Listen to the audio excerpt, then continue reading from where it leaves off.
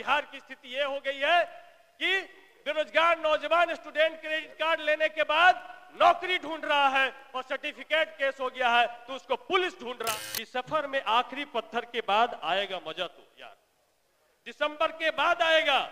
मेरा जमीर मेरा एतबार बोलता है, मेरी जुबान से परवरदिगार बोलता है। साहब कुछ और काम जैसे आता ही नहीं मगर वो झूठ बहुत शानदार बोलता है। आज हम विपक्ष के तरफ से बजट पे परिचर्चा में भाग लिए हैं। इसके लिए प्रतिपक्ष के नेता आदरणीय तेजस्वी प्रसाद यादव जी अब आपको हृदय से धन्यवाद देते हैं। और बहुत दिनों के बाद ऐसा संजोग है कि इस रमजान के पवित्र महीने में बजट सत्र शुरू हुआ है, रमजान के पवित्र महीने में ही खत्म हो जाएगा। इसलिए रमजान का भी हार्दिक बधाई और शुभकामना देते हैं। महोदय, हम कहना चाहते हैं इस बजट के बारे में। वित्त मंत्री यहाँ बैठे हैं। एक गाने की लाइन है कि आंख है भरी भरी और तुम मुस्कुराने की बात करते हो। तो बिहार के नौजवानों का, बिहार के किसानों का, बिहार का मजदूरों का आंख भरा हुआ है और ये बजट कह रहे हैं कि फील गुड करो। कैसे फील गुड कर सकता है महोदय? सबसे ज्यादा शिक्षा पे इन्होंने पैसा लिया है, 19.24% इन्होंने शिक्षा पे पैसा लिया है। लेकिन शिक्षा पे जो बजट का पैसा तो दिया गया है, लेकिन ये 20 साल की बात कर रहे हैं। 20 साल में एक एग्जाम लेने का ट्रांसपेरेंट व्यवस्था इन्होंने भी नहीं बनाया है। आज बीपीएससी जो है, बिहार पब्लिक सर्विस कमीशन, आज बीपीएससी को लोग बोलते हैं कि बिहार पेपर स्कैम कमीशन बन गया है महोदय। और इसके लिए बीपीएससी के जो छात्र हैं महीनों दिन से लगातार धरना पे है कि उनका जो पेपर हुआ है वो चीटिंग हुआ है, एग्जाम उनका कैंसिल किया जाए। इस मांग को भी एक्सेप्ट नहीं किया जा रहा है। और दूसरी तरफ महोदय, उन्होंने बापू परीक्षा केंद्र का 12,000 छात्रों का तो परीक्षा कैंसिल किया। तो इस टेक्नोलॉजी के यूज में एक जगह का परीक्षा कैंसिल करते हैं और बाकी जगह ट्रांसपेरेंट तरीके से कैसे परीक्षा हुआ ये तो बताना चाहिए। इसलिए हम चाहते हैं मैडम कि यहाँ परीक्षा को कैंसिल करके फिर से परीक्षा लिया जाए, क्योंकि उन 12,000 छात्रों को अलग से विशेष अवसर दिया गया। और यदि उनका परीक्षा केंद्र का यदि अध्ययन किया जाए तो बापू सभागार के 12,000 छात्रों में से 20% बच्चे प्रीलिमिनरी एग्जाम में पास किए हैं और जबकि ओवरऑल बच्चे 6% पास किए हैं। तो किस तरीके का एग्जाम, एक समानता का अधिकार जो देता है आर्टिकल 14, उसका उल्लंघन हो रहा महोदय। इसलिए हम चाहते हैं कि बिहार में यदि शिक्षा पे पैसा खर्चा हो तो एग्जामिनेशन लेने का भी ट्रांसपेरेंट व्यवस्था हो, तब यहाँ के छात्रों का उम्मीद जगेगा शिक्षा व्यवस्था के ऊपर महोदय। और स्टूडेंट क्रेडिट कार्ड के बारे में 1,000 करोड़ रुपया अलग से लिया गया।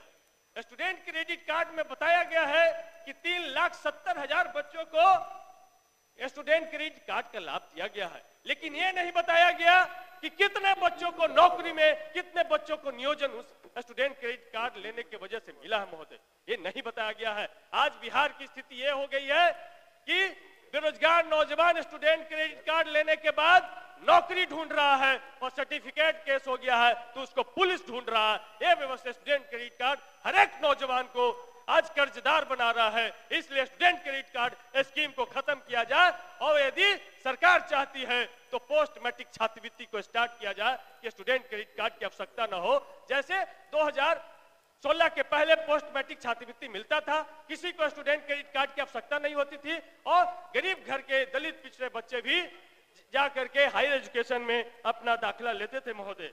इसलिए हम उस शिक्षा के बारे में बहुत अच्छी बात है और सरकार को हम धन्यवाद देते हैं कि 358 कॉलेज इन्होंने प्रखंड लेवल पर खोलने की बात कही है। लेकिन ये कब तक खुलेगा? क्या ये मिशन 2047 तक खुलेगा? ये तो टाइम बाउंड बताया ही नहीं गया। ये गुमराह करने वाला बजट है महोदय। ये छात्र, ये कब तक कॉलेज खुल जाएगा? हम हर एक माननीय सदस्य, हर एक बिहार का नौजवान युवा जानना चाहता है कि ये कब तक खुल जाएगा। तो इसलिए हम कहना चाहते हैं महोदय कि बगैर टाइम बाउंड के यदि कोई प्रोजेक्ट लेते हैं तो उस प्रोजेक्ट का कोई मतलब नहीं होता है। और अध्यक्ष महोदय, महिलाओं के बारे में बजट अलग से महिलाओं को एड्रेस की है, इसके लिए धन्यवाद। बाधी आबादी है, उनका एड्रेस भी होना चाहिए। लेकिन महिलाओं को एक पिंक सपना दिखाया गया है कि पिंक बस चलेंगे, पिंक टॉयलेट बनेगा, लेकिन जो कामकाजी महिलाएं हैं इस राज्य में, जो कामकाजी महिलाएं हैं उनका तनिक भी ध्यान नहीं रखा गया है। आज 1,12,255 से ज्यादा आंगनबाड़ी सेंटर है और सेविका सहायिका उसमें 2 लाख के तकरीबन काम करती हैं, लेकिन उनका मानदेय क्या है? क्या उनकी उस तरफ सरकार ने कभी ध्यान दिया? उनका मानदेय पूरे देश में, बिहार में सबसे फिसड़ी है। 1450 रुपया हम सेविका को, सहायिका को देते हैं और 725 रुपया हम सहायिका को देते हैं, जबकि वही बगल के राज्य झारखंड में हम 5,000 रुपया वहां की सरकार देती है और 2,500 सहायिका को देती है। तो इस तरीके, जहां पर एनडीए की सरकार है, मध्य प्रदेश में 7,000 और सहायिका को 3,500 रुपया देते हैं, लेकिन बिहार में मात्र 1,450 रुपया। ये बड़ा शर्म की बात है महोदय। यदि पैसा ले रहे हैं तो आम महिलाओं को भी सशक्त किया जाए। जब तक उनके घर में पैसा नहीं जाएगा महोदय, तो सशक्त नहीं होंगे। दूसरा हम कहना चाहते हैं महोदय कि सिपाही के मामले में बिहार पूरे देश में महिला सिपाही के मामले में अव्वल है। सैल्यूट करते हैं कि 35% उनको अलग से आरक्षण दिया गया और महिला सिपाहियों की संख्या बढ़ी, लेकिन ये बात नहीं बताया गया कि सिपाही दंपत्ति के मामले में भी बिहार सबसे अव्वल है। आज पति पत्नी दोनों सिपाही में काम कर रहे हैं। हमारे साथ बॉडीगार्ड भी 24 घंटा परिवार छोड़ करके हमारे साथ रहता है, लेकिन शिक्षा विभाग ने क्या उनके बच्चों को अलग से पढ़ने का कोई व्यवस्था किया? क्या नेतरहाट सैनिक नवोदय विद्यालय, केंद्रीय विद्यालय के जैसा कोई पुलिस स्कूल खोलने का इन्होंने कोई उपाय किया कि उनके बच्चे भी सही से तालीम कर सके और विपरीत परिस्थिति में भी सिपाही हमारी रक्षा कर सके, हमारे लॉ एंड ऑर्डर का समाधान कर सके? तो हम सरकार को चाहते हैं कि पुलिस विद्यालय की स्थापना हो, कम से कम प्रमंडल लेवल पे, जहां पे पुलिस के बाल बच्चे आवासीय व्यवस्था में पढ़ सके महोदय। और जीविका दीदी के बारे में, जीविका दीदी की अगर चर्चा ना हो तो बिहार का बजट अधूरा है। जीविका दीदी 1.5 करोड़ से ज्यादा जीविका दीदी की महिलाएं इस योजना से जुड़ी हैं। प्रत्येक सप्ताह 10 रुपया जमा करती हैं। इसका मतलब हुआ महोदय कि 15 करोड़ रुपया प्रत्येक सप्ताह, महीने में 60 करोड़ रुपया, यदि साल में जोड़ा जाए तो 720 करोड़ रुपया जीविका दीदी जमा करती है बिहार के खजाने में। लेकिन जीविका दीदी को क्या मिलता है? 1 लाख से ज्यादा जो कम्युनिटी मोबिलाइजर जिसको सीएम कहते हैं, उसको मात्र 2500 रुपया पे हम काम ले रहे हैं। कैसा महिला सम्मान हम कर रहे हैं महोदय? ये दुखद है महोदय। यदि हम चाहते हैं तो उनका सम्मानजनक वेतन लागू किया जाए, और नहीं तो ये नाटक जो आप कर रहे हैं, महिलाओं को ठगने का जो काम कर रहे हैं, इसको बंद किया जाए। ये हम आपसे कहना चाहते हैं महोदय। स्वास्थ्य व्यवस्था का बजट 6.32% टोटल बजट का स्वास्थ्य पे खर्चा किया जा रहा है, लेकिन कैसा स्वास्थ्य व्यवस्था? क्या बिल्डिंगें बना देने से, उसको पेंट पुछाड़ा कर देने से क्या इलाज हो जाएगा? जब आप जाइएगा तो वहां डॉक्टर नहीं है। आधे से ज्यादा डॉक्टर के पद खाली हैं, आधे से ज्यादा टेक्नीशियन के पद खाली हैं, आधे से ज्यादा मशीन खराब है, जहां पे ना अल्ट्रासाउंड हो रहा है, ना सिटी स्कैन हो रहा। तो कैसा स्वास्थ्य व्यवस्था? तो बिहार को आप पूरी तरीके से प्राइवेट हाथों में स्वास्थ्य व्यवस्था को आप ढकेलना चाहते हैं। ये आपकी मंशा साफ साफ दिखाई देता है। और यहाँ पे इंडियन नर्सिंग काउंसिल के रूल के तहत प्राइवेट जीएनएम और बीएससी नर्सिंग कॉलेज खोली गई, लेकिन वो रूल कहता है कि उनको 100 बेड का पेरेंट अस्पताल होना चाहिए। कितने निजी नर्सिंग कॉलेज के पास में पेरेंट अस्पताल है? यदि 100 बेड का पेरेंट अस्पताल होता तो कोरोना में कितने लोग को हम जान बचा पाते हैं। ये सरकार सिर्फ उन निजी लोगों को लाभ पहुंचाने के लिए 4 रूम, 8 रूम, 10 रूम के कमरे में उनको कॉलेज चलाने की इजाजत दे रहा है। इस पर भी रोक लगाना चाहिए महोदय। गया का डीपीएस, जीएनएम और बीएससी नर्सिंग कॉलेज, या महोदय बेगूसराय जब हम गए थे तो बेगूसराय का यमुना इंस्टीट्यूट ऑफ नर्सिंग जो है, वहां पे कोई हमारी कमेटी को उनका निजी कॉलेज, निजी नर्सिंग होम नहीं मिला। तो कैसा व्यवस्था, कैसा हम जीएनएम तैयार करना चाहते हैं? और दूसरी तरफ जब हम महिलाओं की बात करते हैं तो ममता दीदी का यदि बात न करें तो अधूरा होगा। बिहार में संस्थागत वर्षों में सबसे ज्यादा सहयोग ममता दीदी ने किया है, लेकिन ममता दीदी को हम क्या देते हैं? यदि 8 घंटे के अंदर यदि डिलीवरी हुआ तो 300 रुपया देते हैं। 8 घंटा 1 मिनट पर हुआ तो 1 रुपया भी नहीं देते महोदय। तो इस व्यवस्था को खत्म किया जाए। यदि वो ममता दीदी प्रसूता को लेकर के अस्पताल में आती है और 8 घंटा 1 मिनट में डिलीवरी होता है तो 8 घंटे का मेहनत उसका बेकार चला जाता है। तो ममता दीदी को भी सामंजस्य मानदेय तय करना चाहिए महोदय। दूसरी तरफ हम अपने क्षेत्र का भी बात करेंगे। बराबर एक पर्यटक स्थल है, विश्व पर्यटक स्थल है, जहां पे दुनिया का पहला मानव निर्मित गुफा है जो सम्राट अशोक ने बनाया था।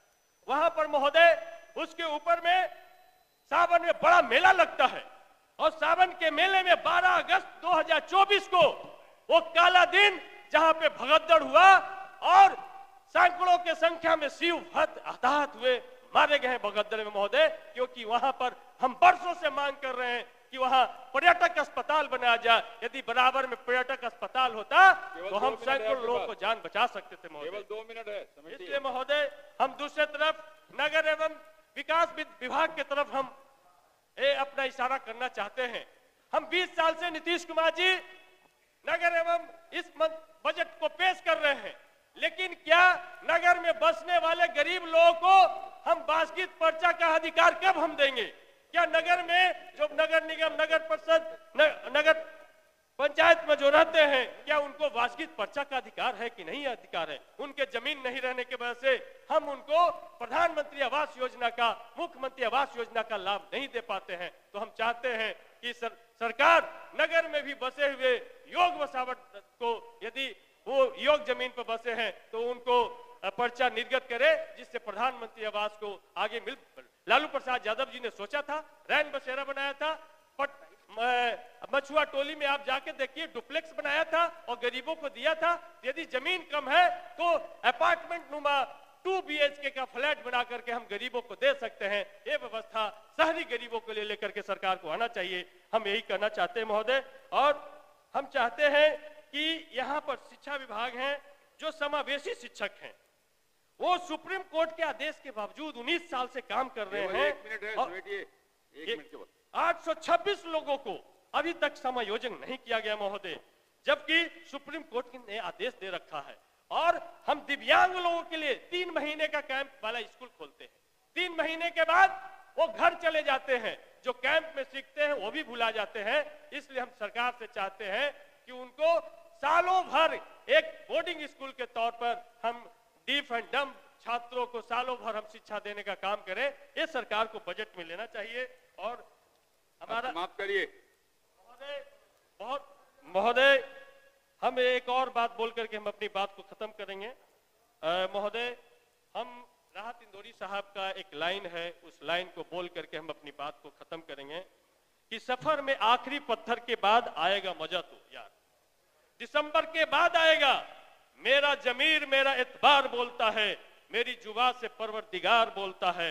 साहब कुछ और काम जैसे आता ही नहीं, मगर वो झूठ बहुत शानदार बोलता है। पवन कुमार जायसवाल।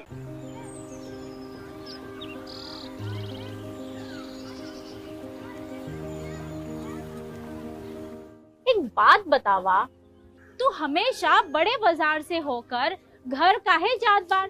पगडंडी से जल्दी पहुंच जाई। अब का करी, मन बहलावे खातिर जाइला।